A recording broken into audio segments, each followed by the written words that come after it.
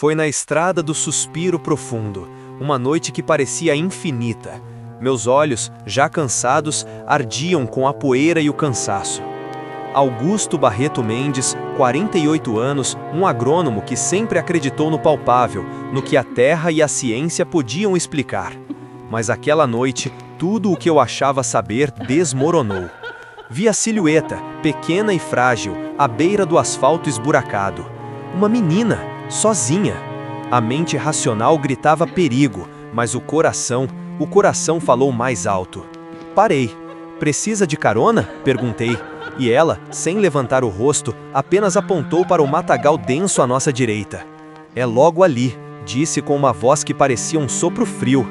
Se você está achando isso arrepiante, deixe seu like para mais histórias como essa. Eu insisti. Para onde, minha filha? Ela finalmente me olhou. Os olhos dela, vazios, não refletiam a luz do farol, e o caderninho de desenhos queimado que ela segurava parecia pulsionar com um calor estranho. Foi quando percebi o cheiro, um odor de terra molhada e algo morto.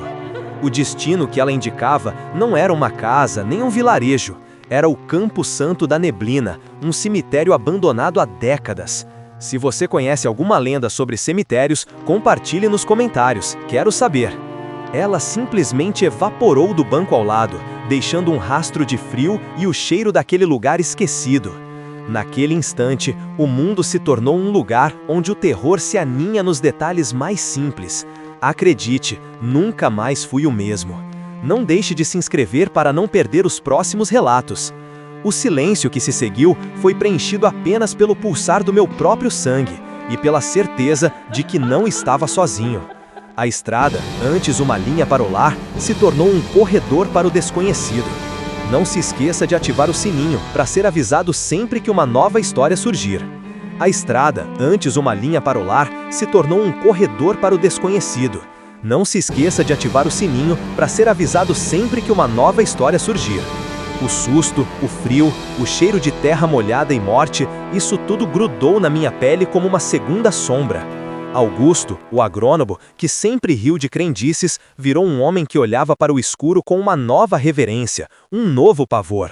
Mas o meu encontro com o inexplicável foi só um prelúdio para o que o destino guardava para outros, em diferentes cantos desse nosso Brasil, onde o véu entre o que é e o que não deveria ser é mais tênue do que a gente imagina.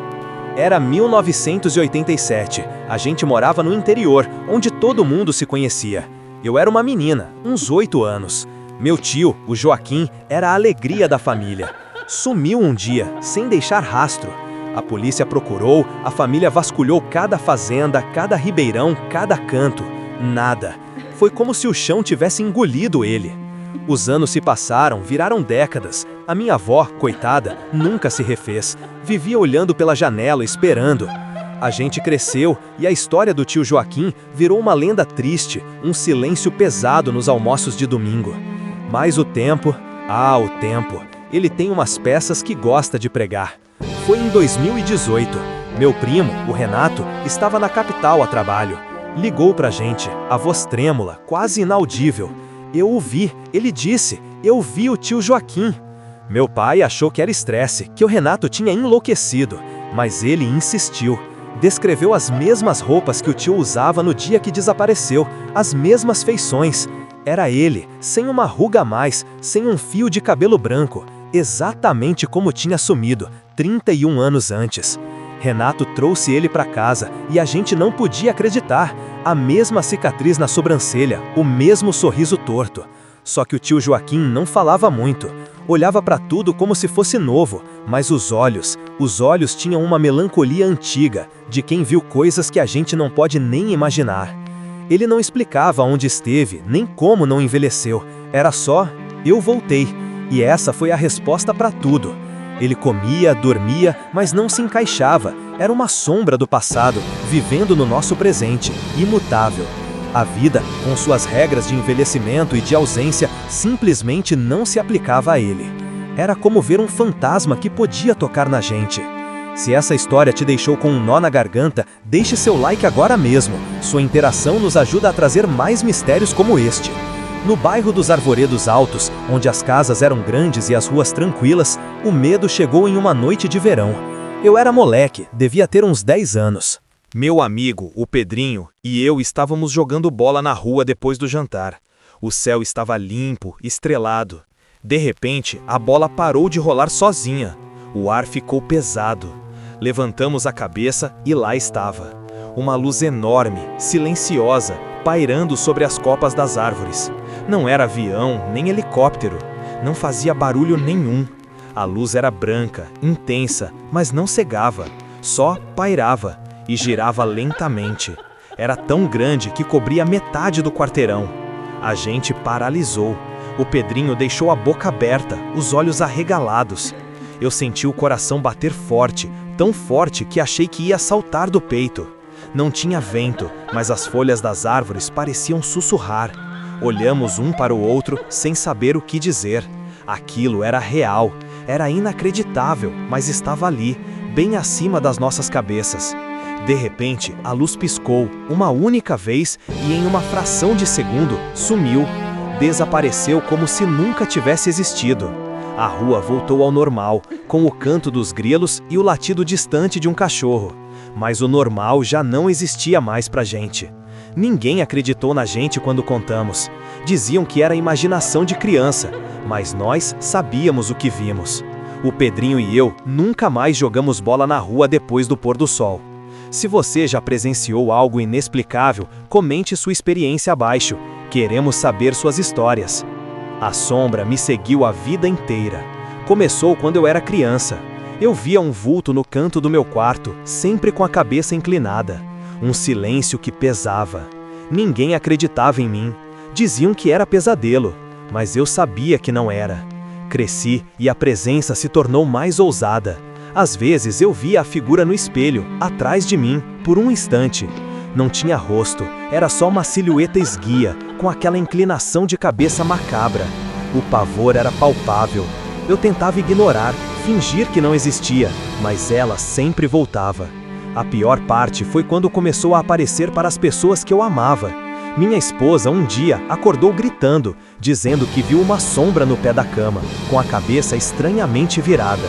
Meu filho, pequeno ainda, desenhou um boneco preto com a cabeça para o lado e disse: "É o amigo invisível que te visita, papai." O sangue gelou nas minhas veias. Aquela coisa não era só minha. Ela tinha me escolhido e agora estava se estendendo, tocando os meus. Eu não tinha para onde fugir. É um tormento constante, uma escuridão que permeia tudo, uma ameaça silenciosa que eu sei que nunca vai embora. Se você está gostando dessas histórias que desafiam a lógica, não se esqueça de inscrever no canal para não perder os próximos relatos. Mas a história mais sombria, a que mostra o quão fundo a alma humana pode ir na vingança e as consequências terríveis de mexer com o que não entendemos, é a de Valéria. Eu conheci Valéria Quintino Sampaio, de 36 anos, em um momento de desespero. Seus olhos, antes ardentes e cheios de vida, agora eram apenas poços de terror. Cabelos negros, longos e lisos, traços marcantes, pele pálida, ela exibia o cansaço de quem não dorme há anos, de quem carrega um fardo invisível. Ela me procurou porque a Residência Áurea, sua casa no bairro dos Arvoredos Altos, tinha virado um inferno particular. Valéria era uma mulher de temperamento forte, apaixonada, mas traída de forma cruel. Seu marido, um homem que ela amava profundamente, a enganou com a própria prima. A dor se transformou em uma fúria avassaladora, um ódio que consumiu cada fibra do seu ser. Ela não queria apenas o divórcio, ela queria a vingança, uma que fizesse ambos sentirem cada grama do sofrimento que ela sentia. Foi então que ela se aprofundou em leituras proibidas, em sussurros sobre rituais que prometiam justiça além das leis dos homens. Encontrou um velho livro empoeirado, cheio de símbolos estranhos e receitas macabras. Falava da máscara de obsidiana e do cipó dos mortos, artefatos para canalizar energias vingativas e selar pactos sobrenaturais. Ela estava cega pela dor e pelo desejo de retribuição. A Residência Áurea, antes um lar de felicidade, se tornou o palco de sua descida. Naquela noite de lua nova, com a máscara de obsidiana no rosto e o cipó dos mortos em suas mãos, ela proferiu as palavras que jamais deveriam ter sido ditas. As velas tremoliam, o ar ficou denso e ela sentiu um poder imenso, gélido e antigo se conectar a ela. Não foi um poder divino, mas algo das profundezas, faminto por ser alimentado. Ela sentiu a vingança pulsar em suas veias, uma certeza fria de que eles iriam pagar, e pagar caro. Dias depois, seu marido sofreu um acidente terrível. O carro dele inexplicavelmente desviou na estrada do Suspiro Profundo e capotou, deixando-o paraplégico. A prima, sua antiga confidente, foi atingida por uma doença rara e degenerativa que a deixou definhando lentamente, a mente intacta para testemunhar o próprio declínio. Valéria sentiu um arrepio de satisfação mórbida. Sua vingança estava cumprida. Mas o que Valéria não sabia era que toda dívida tem um preço, e as do sobrenatural são as mais caras. O poder que ela invocou não veio sem uma contrapartida. A residência áurea, que era o centro de seus rituais, se tornou sua prisão. As aparições começaram sutis, sussurros nas sombras, vultos que se moviam com o canto do olho. Depois, o horror se intensificou. Objetos se moviam sozinhos, portas batiam com violência e um frio cortante se instalou na casa, um frio que não podia ser espantado pelo aquecedor. As noites eram um tormento. Ela ouvia lamentos, gritos abafados que pareciam vir das paredes. Vultos disformes com olhos vermelhos passavam por ela nos corredores e ela sentia mãos geladas em seu ombro quando estava sozinha. O sono se tornou impossível. O terror estampado em seu rosto era o reflexo de anos sem paz. Se você tem a coragem de mergulhar mais fundo nas profundezas do sobrenatural, deixe seu comentário dizendo qual dessas histórias te assustou mais. E lembre-se de ativar o sininho para não perder o desenrolar desta terrível saga de Valéria, que está apenas começando. O terror estampado em seu rosto era o reflexo de anos sem paz. A residência áurea, antes um refúgio, agora era um eco vazio de sua antiga felicidade, preenchido apenas pelo gélido sopro de uma presença que parecia se alimentar de seu desespero. Valéria tentava se convencer de que era exaustão, que sua mente estava pregando peças. Mas como explicar a xícara de café que flutuou da mesa da cozinha e se espatifou na parede, bem no momento em que ela pensava no marido, amaldiçoando-o silenciosamente? Como ignorar o uivo baixo e gutural que vinha do andar de cima quando ela estava sozinha na sala, assistindo à televisão, e que se calava no exato instante em que ela tentava subir as escadas? Ela se isolou, não atendia telefonemas, não recebia visitas. O medo de que as aparições se manifestassem para outros era constante, uma extensão do tormento que a presença de cabeça inclinada já causava ao narrador de uma das histórias anteriores. Mas Valéria não se preocupava apenas com a reputação, mas com a segurança daqueles que ainda se importavam com ela. Seu próprio corpo começou a definhar. Olheiras profundas marcavam seu rosto, sua pele pálida se tornou quase translúcida. Ela tentava se apegar à realidade, à rotina, mas a casa não permitia.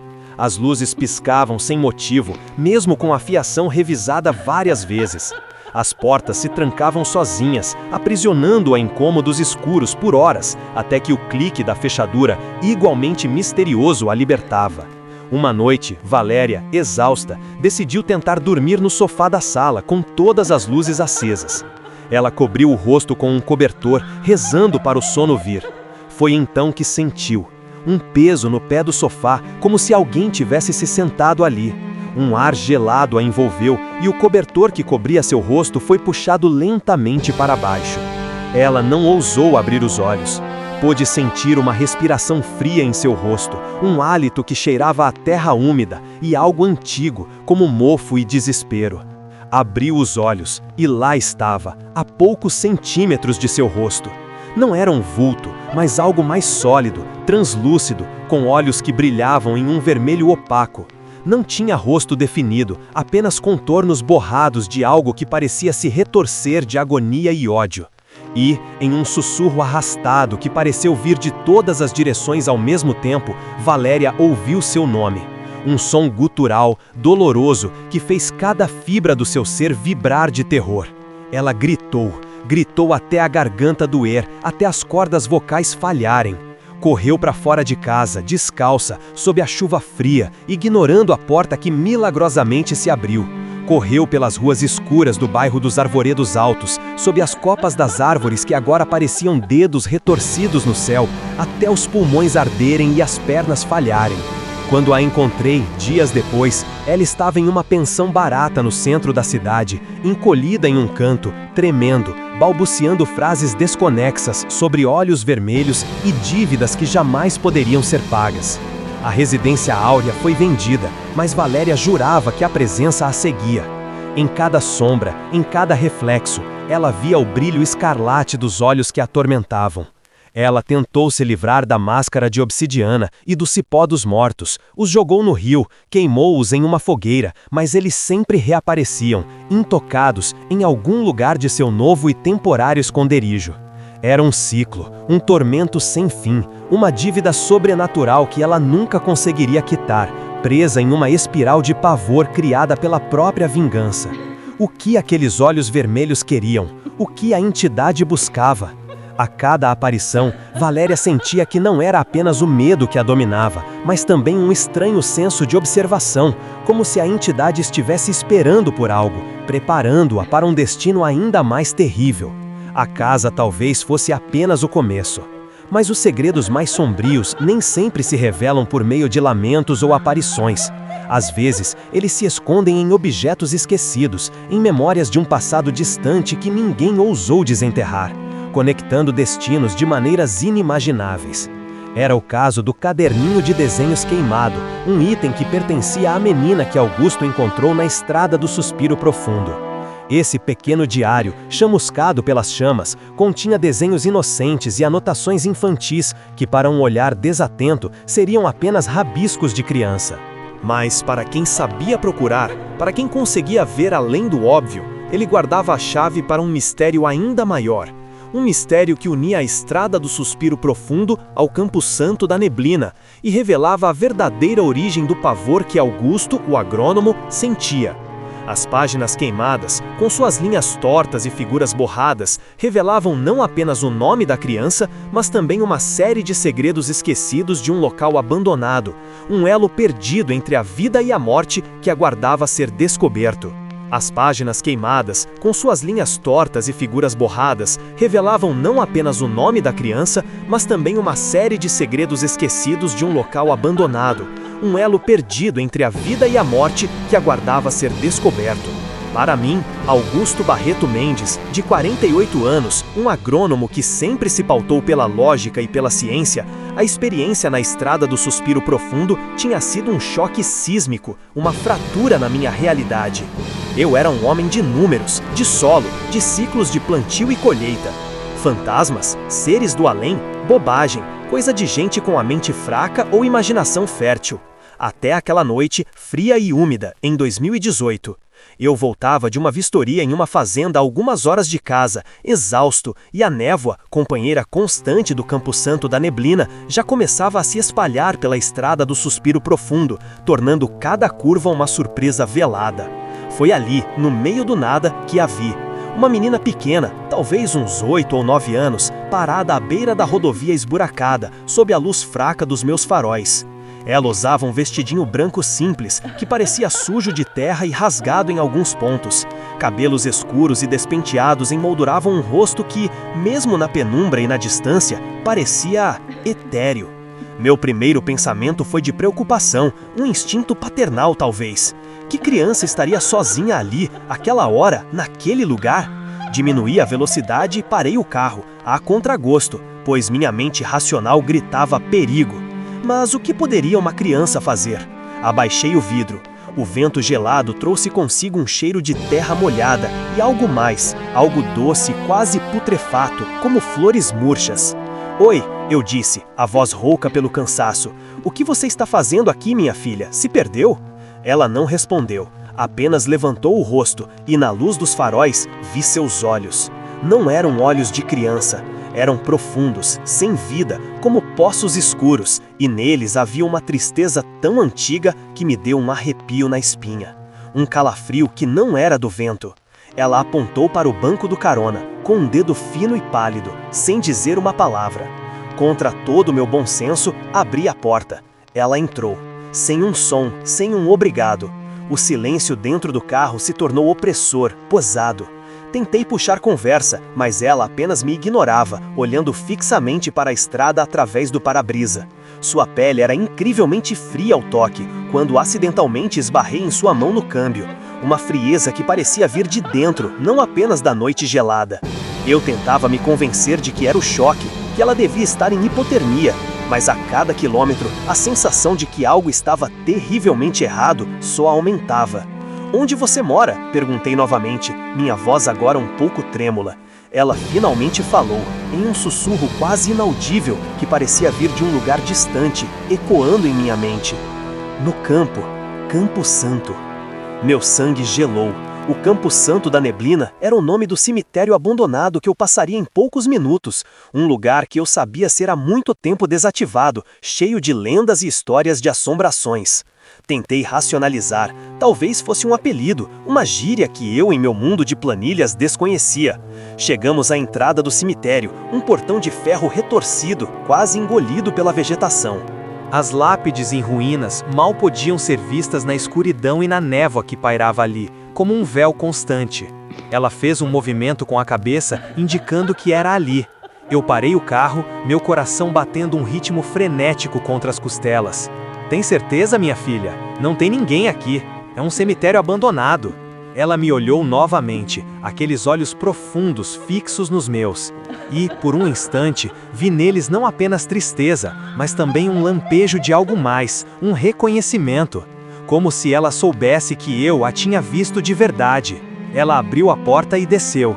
Antes de fechar, murmurou algo que mal pude entender, mas que soou como "meu diário". E então, ela se virou e caminhou em direção ao portão enferrujado, desaparecendo na névoa densa como se nunca tivesse existido. Fiquei ali, o carro ligado, o motor roncando no silêncio perturbador por longos minutos. Eu tentei encontrar uma explicação, uma forma de encaixar aquilo na minha visão de mundo. Uma criança perdida, desorientada, com uma mente infantil que misturava realidade e fantasia. Sim, era isso. Eu era um homem lógico, não poderia ser outra coisa.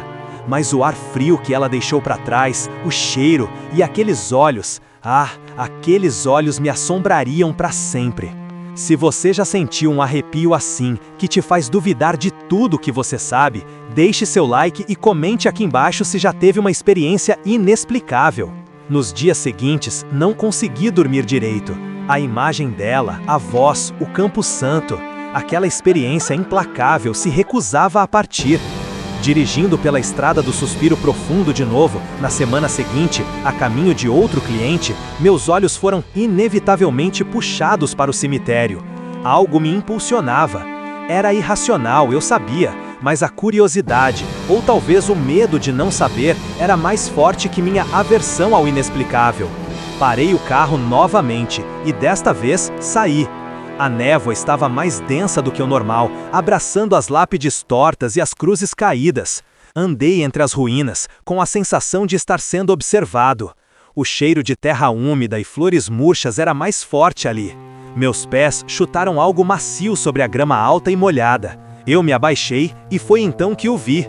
Um pequeno caderninho de desenhos, as capas duras queimadas nas bordas, algumas páginas chamuscadas e úmidas. O caderninho de desenhos queimado. O coração disparou, abriu com mãos trêmulas. Desenhos infantis, rabiscos inocentes de casinhas, árvores e flores. Mas em uma das últimas páginas intactas, havia um nome, escrito com letras desajeitadas, Ana Lúcia. E logo abaixo, a data, 1987. Apenas o nome e a data, 1987. Minha mente de agrônomo, acostumada a datas de plantio e colheita, processou a informação com um atraso assustador. A menina que eu tinha visto na estrada, a menina que eu tinha dado carona, se Ana Lúcia tinha sido a dona do diário e a data era 1987, como ela poderia ter uns 8 anos em 2018? Não fazia sentido. A lógica se esfarelava nas minhas mãos. Minha mente metódica tentou construir pontes, mas não havia material para isso. Era impossível. Continuei folheando, com um pavor crescente. Em outra página, um desenho de um balanço, e ao lado, anotações quase ilegíveis sobre minha casa na Rua das Amoreiras e um lamento sobre saudade da mamãe e do papai, aqui no Campo Santo. E então, mais adiante, desenhos de uma família feliz, depois, rabiscos cada vez mais sombrios, figuras distorcidas, e nas últimas páginas legíveis, uma imagem de si mesma, com olhos grandes e tristes, deitada sob uma lápide, com a palavra dormindo rabiscada por cima. O caderno não me dava respostas, mas me jogava em um abismo de perguntas, de uma realidade que eu nunca soubera que existia. Eu me senti vazio, o ar me faltando nos pulmões. Ana Lúcia, a menina de 1987. Eu tinha dado carona a um fantasma. Eu, Augusto, o cético por excelência, tinha tido meu mundo virado de cabeça para baixo. Aquela foi a consequência inescapável do meu primeiro contato sobrenatural inesperado. Minha percepção da realidade, antes tão sólida, agora era uma massa informe e duvidosa. Eu comecei a questionar tudo, cada sombra, cada som noturno.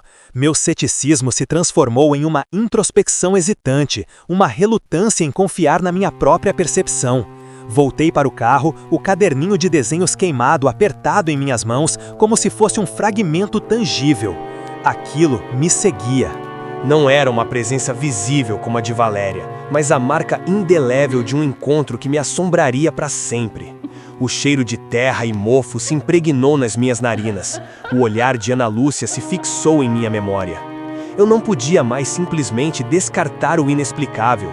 Havia mais no mundo do que a ciência podia explicar, e eu, por infelicidade, tinha testemunhado isso em primeira mão. Se você também se sente fascinado e aterrorizado por esses relatos, inscreva-se no canal para não perder nenhuma história. A busca pelo tio desaparecido há décadas, que reaparece imutável no tempo, desafiando a lógica, é outro mistério que nos confronta com o inexplicável. Lembro-me da minha avó, que falava do irmão, meu tio-avô, como se ele fosse uma lenda familiar, um buraco no tempo que nunca seria preenchido. Ele simplesmente sumiu um dia, em 1987, ironicamente no mesmo ano do diário da Ana Lúcia. Nenhum corpo, nenhuma pista, sumiu como fumaça. Minha avó viveu o resto da vida esperando por ele, um sofrimento silencioso que a consumia por dentro. Então, um dia, anos depois, em 2018, minha mãe me ligou, a voz embargada por uma mistura de pavor e euforia. Augusto, ele voltou, seu tio voltou. Eu pensei que ela estava delirando. Meu tio-avô teria, se estivesse vivo, mais de 80 anos. Mas não, ela jurava que ele estava lá, sentado na sala, exatamente como o quadro na parede. A foto tirada em 1987, quando ele tinha seus 20 e poucos anos. Eu corri para a casa dela, o coração aos saltos. E lá estava ele, sentado no sofá, bebendo um café, como se tivesse saído para comprar pão e acabado de voltar. Exatamente igual à foto. Os mesmos cabelos castanhos, o mesmo sorriso despreocupado, as mesmas roupas. Parecia que a poeira e o tempo não tinham ousado tocá-lo. Não havia uma ruga, um fio de cabelo grisalho. Ele me cumprimentou como se tivéssemos nos visto na semana passada. O que você faria se um parente desaparecido voltasse assim? Deixe seu comentário e nos diga. Cada uma dessas histórias, cada fragmento de inexplicável, serve como um lembrete sombrio de que o universo guarda segredos que nossa mente racional sequer pode começar a compreender. Desde a menina fantasmagórica na estrada do suspiro profundo, com seu caderninho de desenhos queimado, até a terrível saga de Valéria e as consequências de seus atos ocultos com a máscara de obsidiana e o cipó dos mortos na residência áurea, ou o retorno imutável de um tio desaparecido. Cada testemunho, cada arrepio é uma prova de que não estamos sozinhos na vastidão do mistério. Esses relatos nos perseguem, nos forçam a olhar para as sombras e a questionar o que realmente sabemos sobre a vida e a morte, sobre o tempo e a realidade. A linha entre o que é real e o que é sobrenatural se torna cada vez mais tênue, até desaparecer por completo, deixando-nos com a sensação de que o terror pode estar à espreita, em qualquer esquina, em qualquer lembrança. A verdade é que o medo, a dúvida e a incerteza são companheiros constantes daqueles que se atreveram a espiar além do véu, e suas experiências jamais serão esquecidas.